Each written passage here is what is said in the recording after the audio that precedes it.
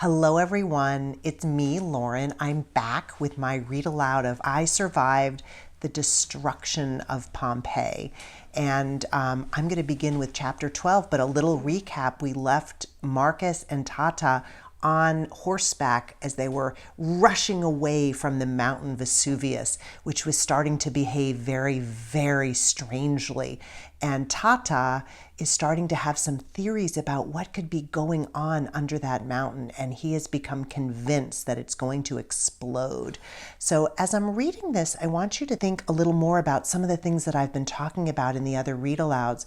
I want you to think about how Marcus's character is changing a little bit. What do you know about him? What are some ways that you would describe him? When I'm writing these books, I'm thinking about the characters.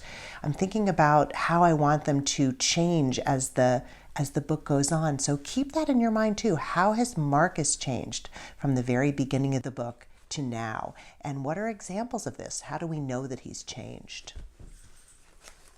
So here we go, chapter 12. The sun was high in the sky as they approached the city. They tied Peg to a tree in an olive grove about a half mile from Pompeii's eastern gates. Marcus hugged Peg. "I'll be back."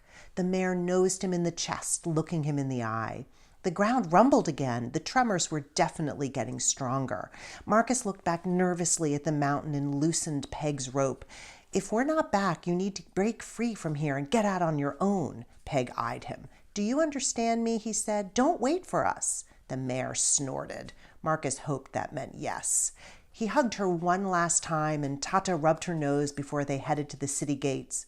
Tata's plan was to speak to Pompeii's magistrates, the men elected to lead the city. They would know the best way to warn the people of Pompeii.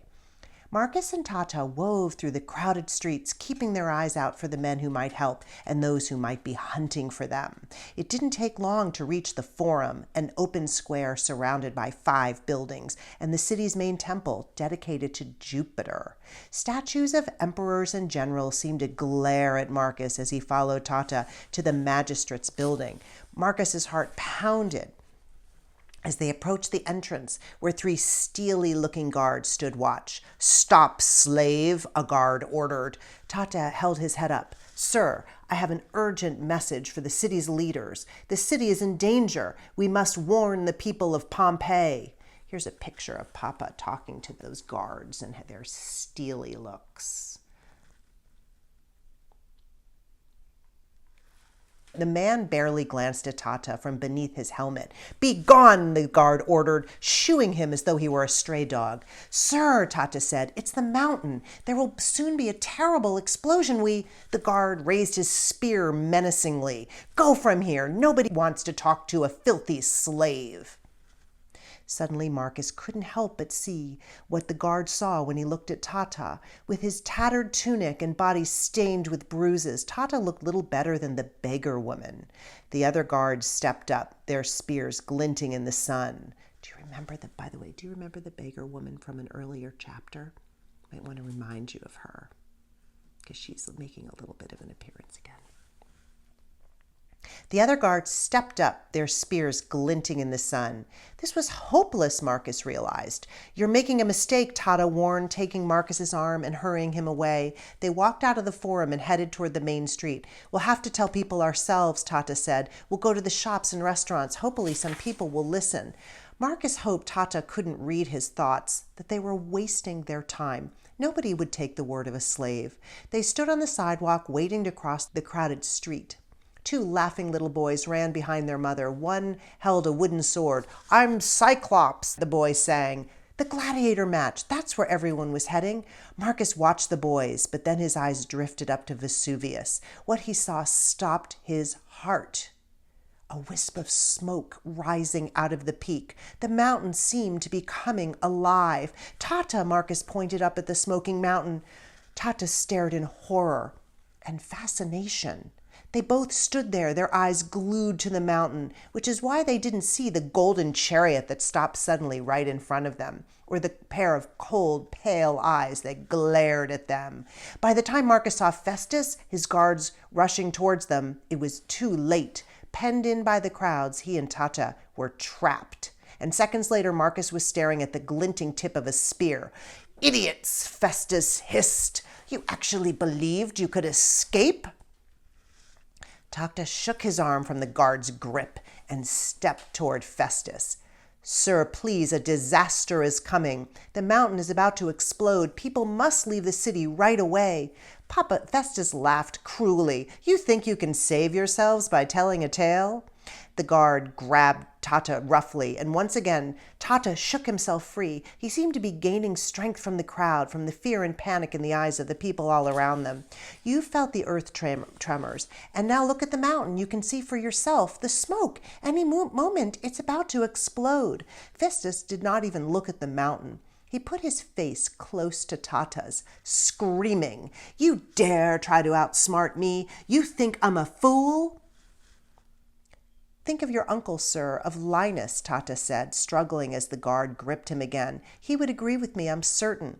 Festus's fat cheeks turned bright red. My uncle was a weak-minded idiot, Festus said, spitting out the words. He cared more for a slave than me, a man who shared his own blood. And suddenly it was all clear to Marcus why Festus had sold Tata so quickly. Few people in Rome were as admired as Linus Cellius. And yet, he had never been impressed by Festus's chariots and villas and fine stallions. Linus knew the truth about his nephew, that he made his money by cheating people. Tata had the one thing that Festus's fortune couldn't buy, his uncle's respect, and Festus hated Tata for it. He hated him so much that he would make Tata suffer the worst fate imaginable, death in the arena.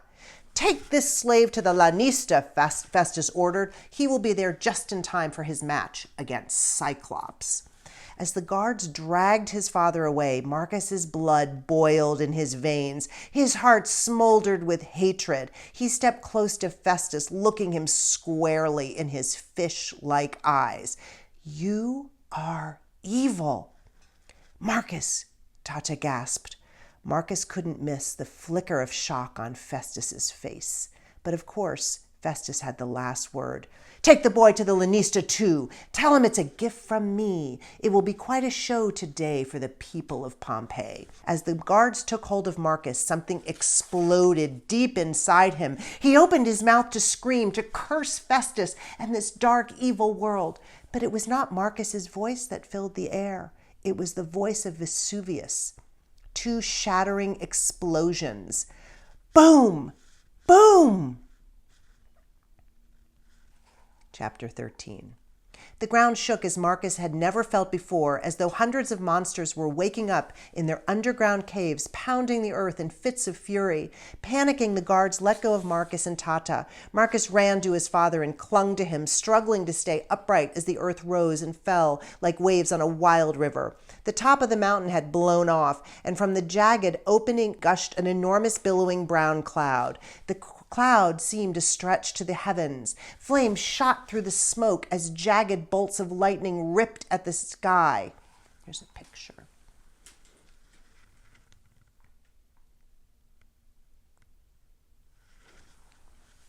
People streamed out of their shops. Beggars rose to their feet. Slaves dropped their bundles of wood and water jugs. For a moment, nobody spoke. Nobody even seemed to be breathing. All eyes were on the mountain, and then came the shouts. It's the end of the world! Why are the gods punishing us? Everyone must leave Pompeii, Tata shouted. He started pulling Marcus through the crowd, but Festus called up to his guards. No! Stop those slaves, Festus bellowed. The guards lunged for Marcus and Tata, but Tata held up his hands. You must listen, he boomed. Somehow his voice rose up over the roar of Vesuvius. To Marcus's shock, the guards did not move. They were just as scared as everyone else. If you want to live, you must leave now, Tata warned. He spoke not only to the guards, but to the gathering crowd. Get out of this city and go as far away from the mountain as you can. Just then a man stepped out of Festus's chariot.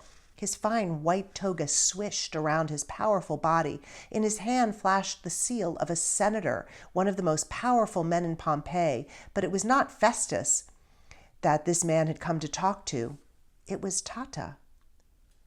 What did you say about the mountain? He demanded. How do you know this? Festus stepped up. He is just... The man silenced Festus with a wave of his hand. Speak, he ordered Tata. Tata did not shrink back from this powerful man. He met his challenging gaze. "Sir, for years my master was the scientist Linus Cellius. My son and I were on the mountain last night. We saw many signs that this disaster was coming. Soon it will be too late to escape with our lives." The man looked up at the mountain, at the boiling ash cloud that now filled the sky. The mountain's power seemed to be growing. It was now only a matter of time before this blanket of doom fell over the city. "How much time do we have?" the man asked. "A few hours at most," Tata said. "The worst will come after the mountain runs out of power. I believe all the gases and ash in the sky will come back down and explode. A great wave of fire will sweep over Pompeii." "Dear gods," the man whispered. A mask seemed to drop from his face, bearing his fear. "Festus," he said, "we must warn the magistrates at once. We must order people to leave the city." And before Festus could reply, the man had rushed off. With surprising speed, he sprinted across the forum. He rushed past the guards and disappeared into a government building. "This is nonsense," Festus bellowed, but his words were cut off by a loud whoosh from the sky just above them. Marcus looked up just in time to see a giant flaming fireball closing in on them. "Look out!" someone screamed. Tata grabbed Marcus as they dove for cover behind an enormous statue, and then, kaboom! The flaming boulder hit the street with a deafening explosion. Small shards of rock showered over Marcus and Tata, but the explosion had spared them. They struggled to his feet and made their way back to the street where a crowd had formed. He heard gasps and wails of shock. As Tata and Marcus approached, one of Festus's guards turned around. "The master is dead." Marcus peered through the crowd. The boulder had left a shallow crater in the street, and in the center, lying in a broken heap, was Festus. Marcus looked away. He expected to feel happy. Festus was dead. But it turned out that there was no pleasure in seeing someone's broken body, not even the body of someone as hateful as Festus. Marcus looked up at the roiling cloud spewing from Vesuvius, and all he could feel was terror. So that is the end of chapter 13, and tomorrow I'm going to finish this book. I've got 3 more chapters to go. But your quest today, I would really like you to think about, how has Marcus changed? What happened in this last 2 chapters that show that he is no longer the scared, weakened person he was when we first met him in chapter 2, when he was lugging that huge bag of soiled laundry that belonged to his master Festus, when he felt so hopeless. What has happened to Marcus through this book? What are the different points in the book where he has gained strength? And how do we know that he is so strong now? How do we know? So that's just what I want you to think about. Maybe you even want to write that up, and maybe you want to even send it to your teacher to impress him or her. That is my read aloud for the day. I will be looking forward to seeing you next time. Bye-bye.